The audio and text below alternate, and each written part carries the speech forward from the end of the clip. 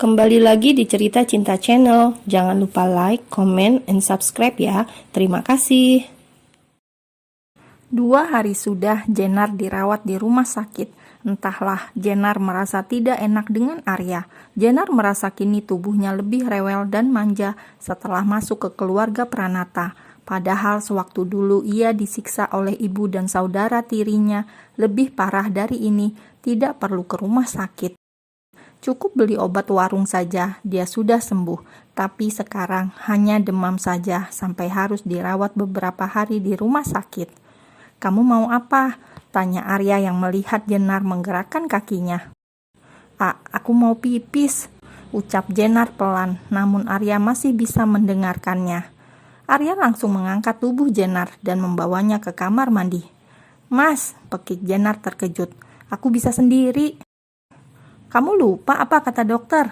ucap Arya menatap tajam Jenar.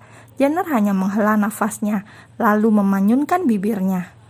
"Jangan memanyunkan bibir seperti itu," kata Arya dingin, lalu mendudukkan Jenar di atas kloset. "Jangan galak-galak begitu," balas Jenar ketus. "Mas Arya keluarlah," usir Jenar. "Kenapa harus keluar? Nanti kalau kamu kesusahan gimana? Kalau kamu jatuh gimana? Jawab Arya cepat, karena tak mau keluar. "Bukankah biasanya si Arya juga nemenin kamu sampai selesai?" "Ya, Mas Arya," pekik Jenar kesal. "Mbak Arya itu cewek, Mas Arya cowok." "Cowok begini aku suami kamu, kalau kamu lupa," jawab Arya sambil menyunggingkan bibirnya. Suami cuma status doang," gerutu Jenar. "Lalu kamu maunya apa?" tanya Arya lembut, lalu ia berjongkok di depan Jenar sambil menggenggam jemari tangan Jenar. "Jenar, ayo kita mulai semuanya dari awal. Kita mulai jalani rumah tangga kita seperti kebanyakan orang," ujar Arya tulus. Jenar dapat melihat itu dari tatapan mata Arya yang penuh dengan cinta. "Dek, maksud Mas Arya gimana?" tanya Jenar kikuk dan gugup. "Jenar, aku nggak tahu sejak kapan rasa ini hadir. Tapi aku kini sadar bahwa hatiku sudah mulai berlabuh padamu. Aku selalu merasa marah saat kau terlalu dekat dengan Bian. Aku merasa sangat khawatir saat kamu tidak ada kabar. Dan aku merasa sangat kesepian saat kamu tidak ada," kata Arya panjang lebar. "Jenar, maukah kamu menjadi istriku seutuhnya, melewati hari-hari bersamaku dan menua bersamaku?" tanya Arya dengan tegas. "Jenar kan memang sudah jadi istri Mas Arya," jawab Jenar sambil senyum canggung. Percayalah, jantung Jenar kini sudah seperti musik disko jedak-jeduk tidak karuan. "Ya, kamu benar, kamu sudah menjadi istriku. Kalau begitu, maukah kamu menjadi bagian dari hidupku untuk selamanya, menemaniku hingga tua dan menjadi ibu dari anak-anak kita kelak?" ujar Arya lagi, membuat hati Jenar semakin melambung tinggi ke angkasa. "Mas Arya," jawab Jenar menundukkan kepalanya karena malu. "Jawab Jenar, aku mencintai kamu dan kumohon jangan tinggalkan aku. Aku janji tidak akan pernah menyakiti kamu. Aku akan berusaha membuat kamu jadi wanita paling bahagia di dunia ini," kata Arya sambil mengecup tangan Jenar. Jenar hanya menganggukkan kepalanya dan terus menunduk karena menahan senyum dan malu. Wajahnya sudah memerah seperti tomat. "Angkat kepalamu," kata Arya gemas karena sedari tadi Jenar terus menunduk. "Jenar malu, Mas," ucap Jenar sambil menutup wajahnya dengan telapak tangannya. "Kenapa mesti malu?" tanya Arya lembut. "Mas, lihat ke belakang," ucap Jenar lirih.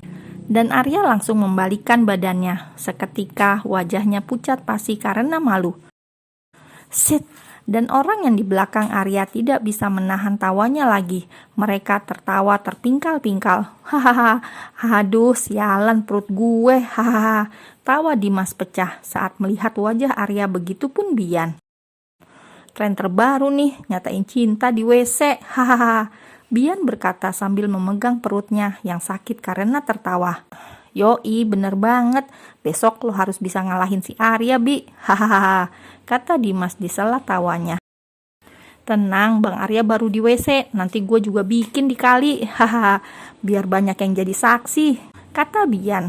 Kan belum pernah ada tuh orang yang nyatain perasaannya di kali sambil nyari ikan. Lo mau nyari ikan apa mau boker? Hahaha, ujar Dimas.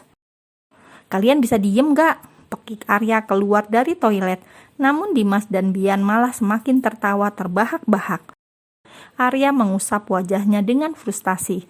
Malu sudah pasti. Lagi tadi kenapa ia tidak sadar bahwa mereka lagi di dalam toilet. Astaga, Arya merutuki kebodohannya sendiri. Bisa-bisanya ia menyatakan perasaannya pada Jenar saat berada di toilet. Jenar, gimana jawaban lo? Hahaha, tanya Bian, masih dengan tawanya. Sedangkan Jenar dengan cemberut lalu segera membanting pintu kamar mandi. Sedari tadi ia sudah menahan kemih karena ucapan Arya. Ditambah sekarang hadir Bian dan Dimas, Jenar sudah tidak bisa menundanya lagi.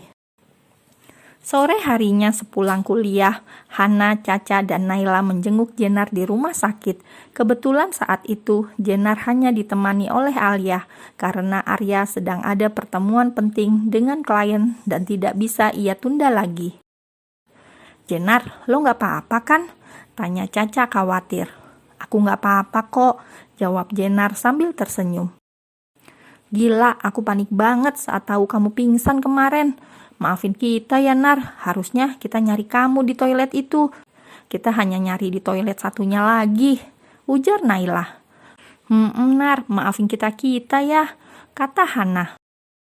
Kalian apaan sih? Aku gak kenapa-napa kok, sungguh, ucap Jenar meyakinkan ketiga sahabatnya. Oh ya Nar, lo gak mau jelasin sesuatu sama kita? Ucap Caca dengan tatapan penuh selidik membuat Jenar gugup. Apa maksud kalian? Jawab Jenar sambil senyum canggung. Suami. Eja, Caca, Hana, dan Naila bersamaan membuat Jenar menghela nafasnya.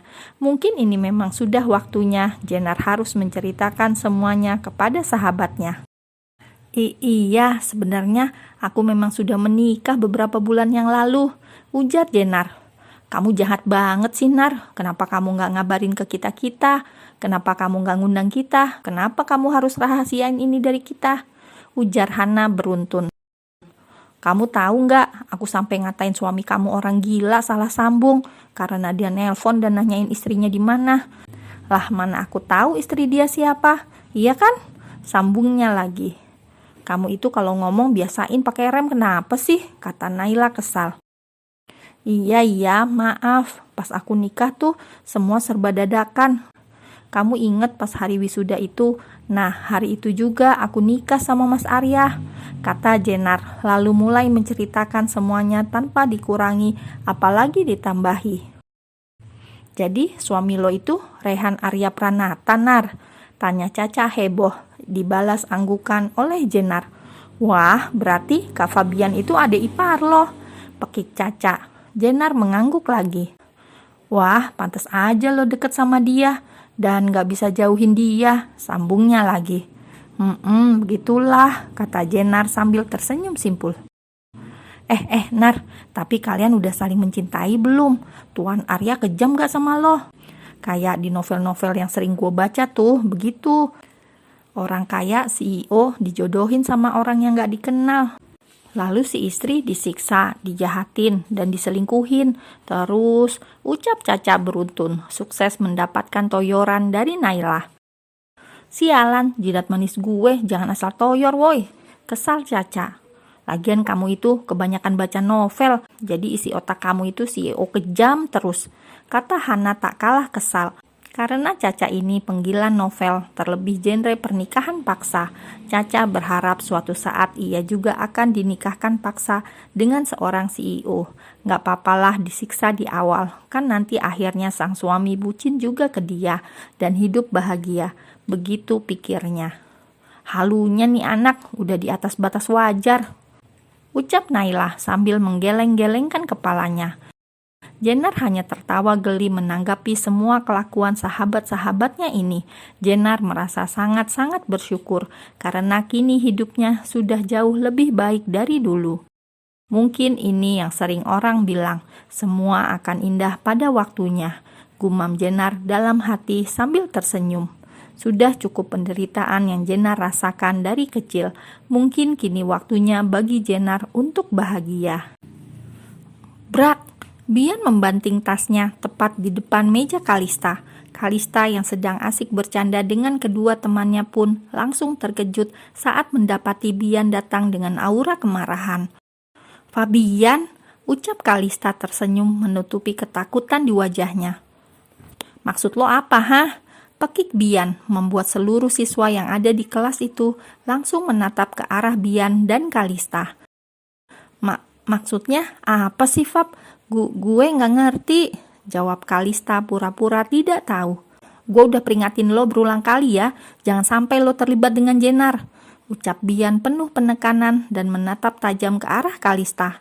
"Kelakuan lo itu gak lebih dari seekor binatang." "Fabian!" teriak Kalista sampai meneteskan air mata. "Gue ngelakuin itu karena gue sayang sama lo, gue cinta sama lo, gue gak mau lo terlalu deket sama cewek kampung kayak dia," kata Kalista dengan suara meninggi. "Gue gak peduli lo mau ngelakuin apapun kepada cewek-cewek yang sebelumnya, tapi Jenar, gue gak akan ngebiarin lo nyentuh dia seujung kuku pun," ucap Bian dingin. Kalista tentu saja terkejut. Dia tidak menyangka bahwa Bian tahu tentang apa yang ia lakukan selama ini terhadap cewek-cewek yang dekat dengan Fabian. "Fabian, gue cinta sama lo. Gue mau kita kayak dulu lagi." Suara Kalista sedikit pelan, namun Bian malah tertawa. Bian mendekat dan berbisik di telinga Kalista. "Sebentar lagi lo akan tahu siapa Jenar sebenarnya. Dan saat itu terjadi, gue yakin lo nangis darah pun percuma," ucap Bian lalu pergi. Namun baru beberapa langkah ia berhenti. Dan satu lagi. Meskipun Jenar berasal dari kampung, tapi dia memiliki hati yang lembut dan pemaaf, tidak seperti seseorang yang terlihat berpendidikan, tapi tidak bermoral dan malah murahan, ucap Bian tanpa berbalik, lalu kembali berjalan keluar. Teriak Kalista kesal. "Dasar cewek kampung sialan." "Kal, kayaknya Jenar bukan orang sembarangan deh. Buktinya si Bian sampai segitunya ngebela tuh anak," ucap Sasi, salah satu teman Kalista. "Gue sependapat sama Sasi, lo harus hati-hati, Kal," ucap Jenny, teman satu lagi.